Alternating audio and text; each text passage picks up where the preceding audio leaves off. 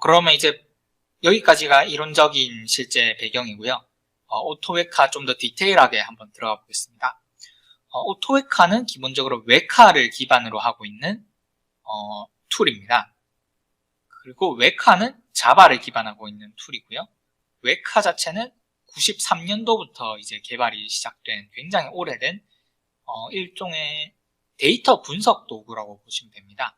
그래서 실제로 보면은 약간 요즘에 쓰이는 태블루 같은 것과 약간 유사한데 약간 옛날 느낌이 나는 GUI를 가지고 있는 그런 툴이고요. 다양한 데이터 분석 도구를 제공하는데 그 위에 오토웨카라고 하는 패키지를 하나 추가할 수 있습니다. 그래서 이렇게 오토웨카가 2013년도에 만들어서 웨카의 패키지로서 개발이 되었고요. 현재는 이제 서드파티 개발자들에 의해서 파이썬에 이식을 시킨 파이오토웨카라든가 R에다가 이식을 시킨 R오토웨카 같은 것들도 존재를 합니다. 그리고 이런 모델들은 전부 다 기본적으로 자바 기반이기 때문에 이제 사용을 할 수 있다라는 것이지, 파이썬에서 사용할 수 있다는 것이지 파이썬 기반으로 오토웨카가 새로 만들어지고 이런 개념은 아닙니다.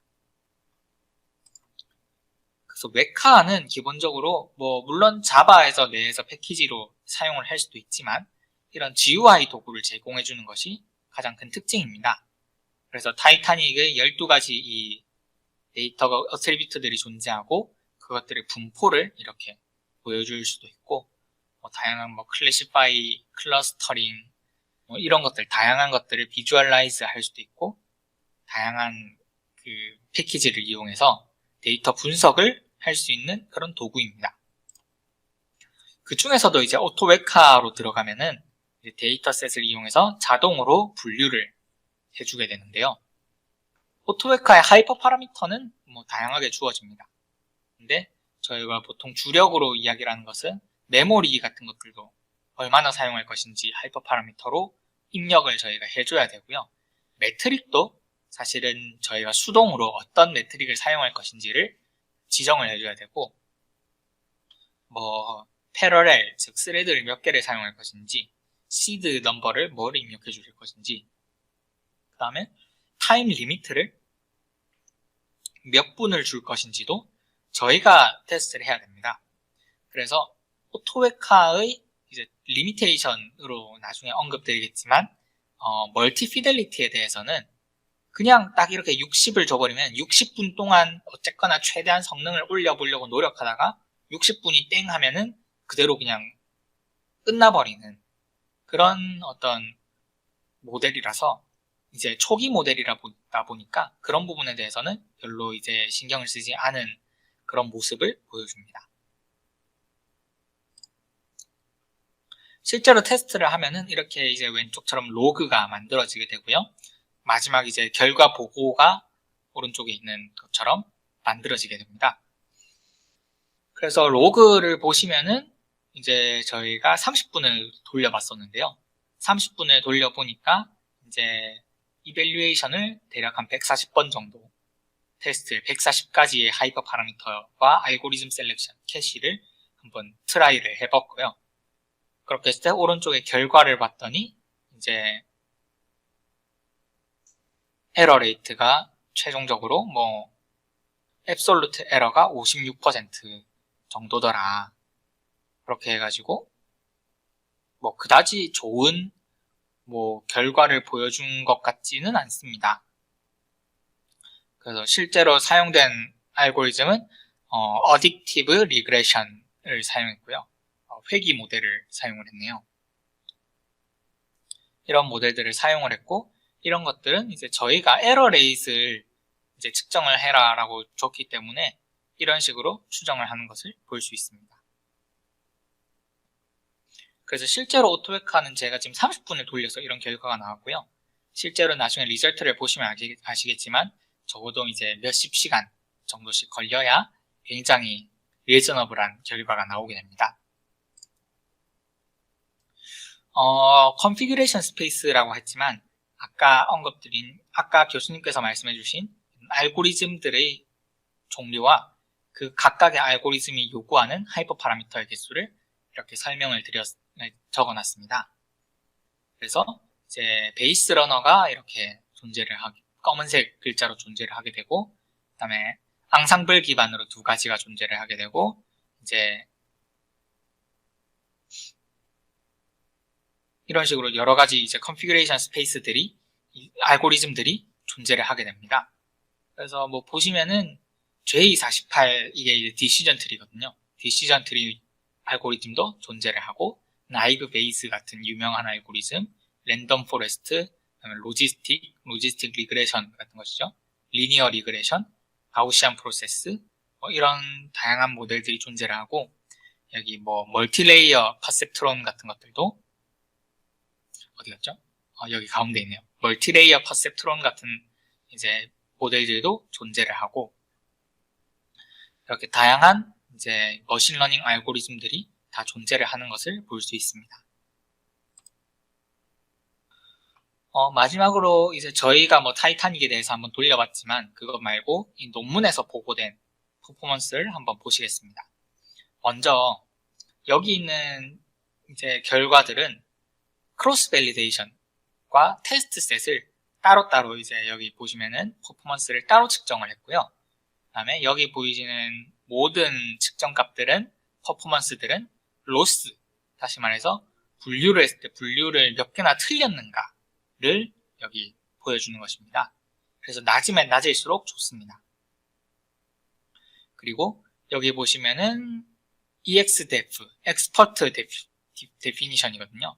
그래서 전문가가 직접 이제 하이퍼 파라미터 튜닝을 한 어떤 모델이 있고, 그 다음에 그리드 서치를 한 모델이 있고, 랜덤 서치를 한 모델이 있고, 오토웨카를 사용한 모델이 있습니다. 랜덤 서치와 오토웨카 같은 경우에는 120 CPU hour, 다시 말해서 CPU 하나, 1코어짜리 CPU로 120시간을 돌린 그런 결과이고요. 뭐 실제로는 이제 쿼드 코어, 4개의 코어 가지고 30시간 돌린 결과이고요. 그 다음에 그리드 서치 같은 경우에는 1만 CPU hour를 사용을 했습니다. 그래서 공정한 비교는 아닙니다.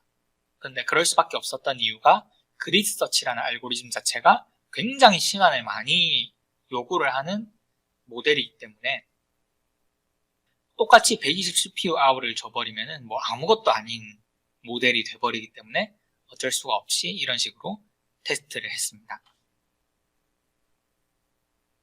그래서 이렇게 테스트한 결과를 보시면은 사실 오라클 퍼포먼스는 별로 볼 이유가 없고요.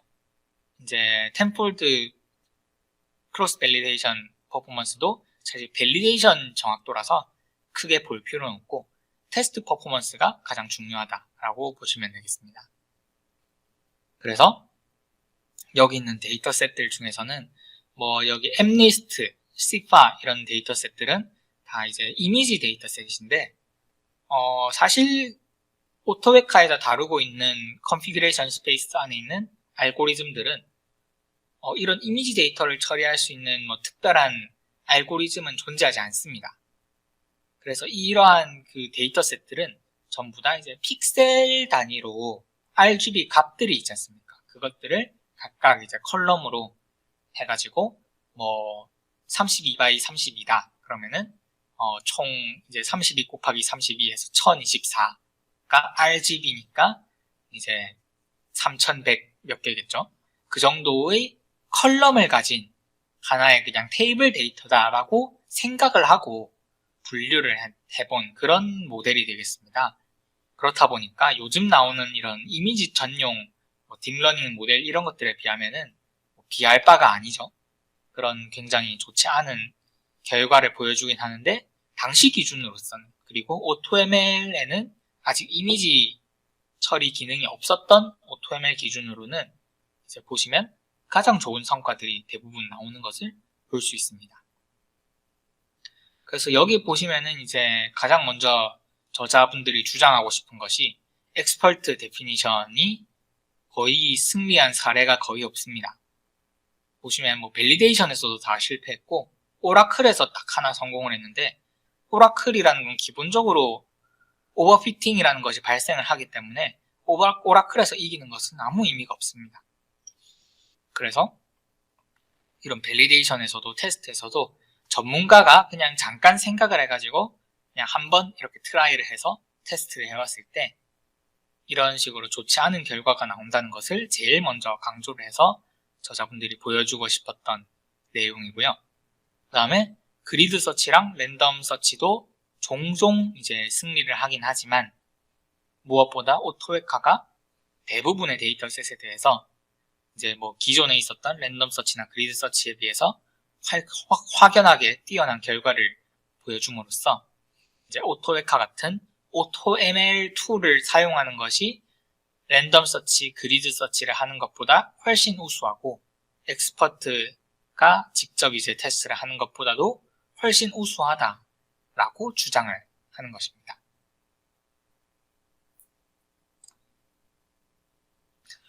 대신에 이 오토웨카는 역시나 이제 초기 오토ML 모델 중 하나다 보니까 여러 가지 장점도 있지만 단점도 확연히 존재를 합니다.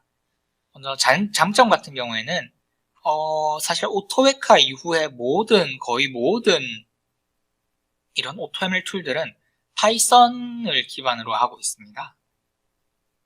그래서 오토웨카는 거의 독보적인 자바 기반의 그 오토ML 툴이라고 할 수 있겠고요.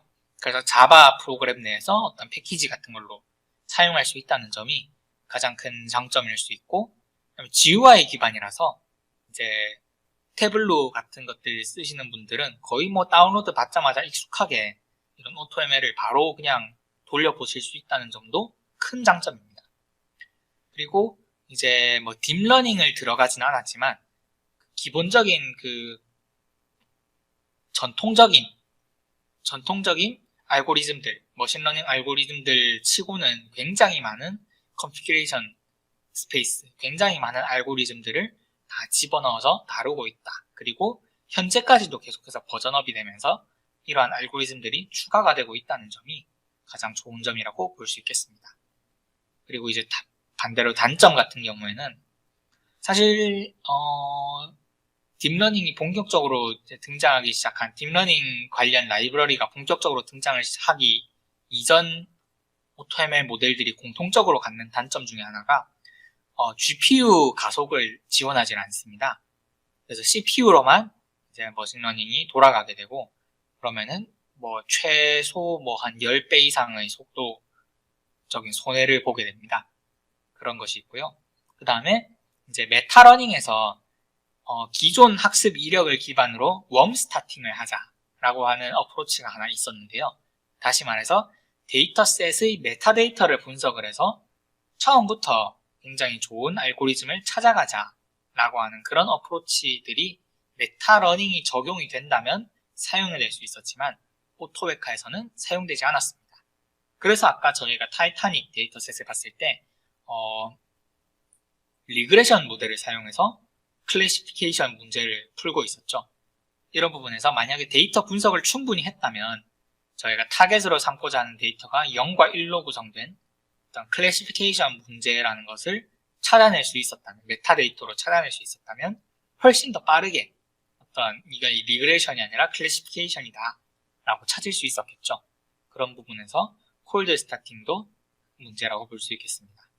그 다음에 뭐 딱히 다루지 않았던 것이지만 데이터 클리닝, 다시 말해서 아까 타이타닉 데이터에서 뻥뻥 뚫려 있던 값들, 이런 것들에 대해서 별도의 처리를 하지 않습니다. 그리고 뭐 이건 당연한 이야기지만 2013년도이기 때문에요. 뉴럴 아키텍처에 대한 지원은 없습니다. 대신에 멀티레이어 퍼셉트론 정도는 들어가 있죠. 그리고 마지막으로 이제 멀티 피델리티, 다시 말해서 트레이닝 타임을 최적화하는 알고리즘은 존재하지 않습니다. 그래서 시간이 될 때까지 예산 그 코스트를 주게 되면은 그게 끝날 때까지 끊임없이 돌게 되고요. 그리고 그 시간이 다 되면은 탁 정지해버리고 지금까지 돌렸던 것 중에서 제일 좋았던 데이터 하나만 선정을 해주고 끝나는 그런 형식이 되게 되어 있습니다. 네, 여기까지 오늘 이제 오토웨카에 대해서 한번 알아보았습니다. 네, 오토웨카에 대해서 발표 드려주셔서 감사합니다. 잘 들었습니다. 네, 감사합니다.